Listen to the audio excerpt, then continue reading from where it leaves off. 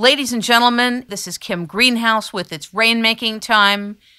It gives me great pleasure to welcome you to today's show. I am a huge proponent of life extension and a big advocate of the Life Extension Foundation, which is one of the world's largest organizations dedicated to finding scientific methods for addressing disease, aging, and death. It's a nonprofit group out of Florida that funds pioneering scientific research aimed at achieving an indefinitely extended healthy human lifespan. The fruits of this research are used to develop novel disease prevention and treatment protocols. Stephen Joyal, MD, is the Vice President of Science and Medical Affairs at Life Extension, which is the world's leading organization dedicated to extending healthy human lifespan. And for 5 years, he's been a featured speaker at anti-aging conferences worldwide. For example, his recent series of lectures at the Asia Anti-Aging Conference in Bali in 2007 featured mechanisms of aging and top-line strategies with a focus on nutraceuticals for mitochondrial dysfunction, glycation, free radical stress, hormone balance phase 1 and 2, and detoxification. He's a graduate of Dartmouth Brown Program for Medical Education and board certified as an internal medicine doctor in 1997. He also has an undergraduate degree in physics. He's published peer-reviewed scientific journals and health and wellness periodicals for the general public, including the New England Journal of Medicine, Current Drug Targets, CNS and Neurological Disorders, and Arthritis and Rheumatism. He's the author of What Your Doctor May Not Tell You About Diabetes, published in 2006. Ladies and gentlemen, welcome Dr. Stephen Joyal to It's Rainmaking Time. Welcome, sir. Great to be here. I really appreciate you being here because this is a subject that is providing so much excitement in the world at the prospect of advancing the life cycle and extending it with supplements and nutraceuticals and herbs.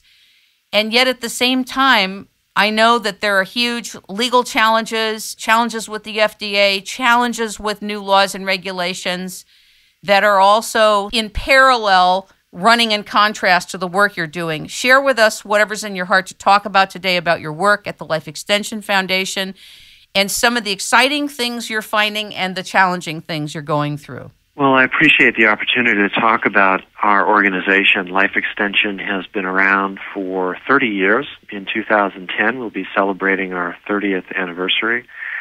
We are really passionate about finding new strategies for people to employ to help them live healthier and longer. We embrace a translational approach, and what that means is we take from basic science, whether it's in nutrition, biology, physiology, biochemistry, and we really incorporate that into strategies used in allopathic medicine, naturopathic medicine, just a whole variety of different strategies and technologies that we think are useful. Of course, a good part of our focus is nutrition, including nutritional supplementation. We know that nutritional supplementation has a pretty wide variety of advantages. Very important, for example, in people that are currently taking pharmaceutical drugs to control their blood cholesterol levels. We know it's also very important to supplement with something called CoQ10, coenzyme Q10, a very important cofactor in a variety of energy-producing reactions in the body. We know that statin drugs, and that's the class of drugs that is very commonly prescribed to people to lower their cholesterol, we know that those class of drugs also deplete the body of CoQ10. We think that's not a good thing, and we know that from our reliance on the scientific literature, our many discussions with opinion leaders, thought leaders in the scientific community. And as an example of that, we have one of the world's leading experts, Dr. Peter Langstone, who is on our scientific advisory board. And Dr. Langstone has published over 80 peer-reviewed scientific publications looking at the value of coenzyme Q10 in helping to support cardiovascular health. So our organization is really about what works, if you will, and we blend together the best of conventional medicine. We've put in nutritional science, cutting-edge technologies in age management medicine, all together really to help support optimal health and hopefully help people live longer. There's so many supplements that the organization has done research about. Sometimes coming in, I am actually a member of the foundation, and I have my blood work done through your foundation, and I order supplements through it. And sometimes it's hard because it's like going into a store where there's so many choices. How does the public start to narrow down how many to take? I mean, I could take 300 if I wanted to, but how does the public start to focus in on the top 10 or 20 for them? Well, I mean, we published a number of articles over the years looking at what we think are, the top supplements, nutritional supplements that people should take to help support their health. But I guess the way I'd answer your question is it really is very individualized.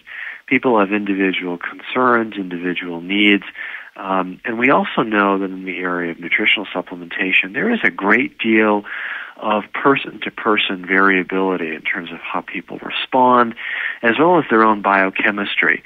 So we know, for example, that it's important for people to have a general vitamin supplement. But we also know beyond that, there are some key areas that we focus on. We focus on mitochondrial health. The mitochondria are the energy powerhouse of the cell. We know with aging, the mitochondria's ability to generate energy tends to fall off. So we know that there are a variety of nutrients that are very important to support mitochondrial function. I'll mention a few of them. Carnitine is one. Carnitine is an amino acid. Do you mean acetyl L-carnitine or just L-carnitine? Well, they're both of use, and they have some slightly different benefits. But the acetyl L-carnitine, there are some wonderful studies showing great effects on brain health, including memory. However, L-carnitine is also very good. L-carnitine is an amino acid, and there is some in the diet, although if you're vegetarian, you're not getting L-carnitine.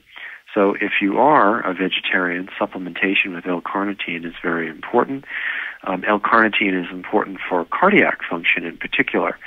There are other components in the diet that are important, or I should say nutrients that are important for mitochondrial function. Alpha-lipoic acid is another very interesting nutrient. Lipoic acid is very important, for example, in helping in one area of the body's function that I'm very interested in, and that is the area of glycation. Now, what glycation is basically a process where the body's proteins tend to break down. If anyone has ever toasted bread or browned a piece of meat, that browning reaction is actually what glycation is all about. And a lot of people are amazed to know that a similar type of reaction occurs in our body. It's a particular consequence in diabetes. Patients with diabetes tend to have accelerated levels of glycation in their body. And that's very important. The reason for that is that it directly correlates to their risk of developing neuropathy, which is a painful damage to the nerves that happens in diabetes, retinopathy, which is damage to the retina, and the retina is very important for vision, eyesight. We also have damage to heart muscle that occurs in diabetes too. Patients with diabetes are much more likely to have heart disease and heart attacks than people who don't have diabetes. And one of the reasons for that is this phenomena known as glycation. So alpha-lipoic acid helps in that. There's very good data, for example, showing that individuals who have diabetes, who also have painful peripheral nerve damage, neuropathy, and if they supplement with alpha-lipoic acid, their symptoms are much improved, which is, again, to me, pretty fascinating. I mentioned a little earlier a little bit about CoQ10, coenzyme Q10. That's also very important for mitochondrial function.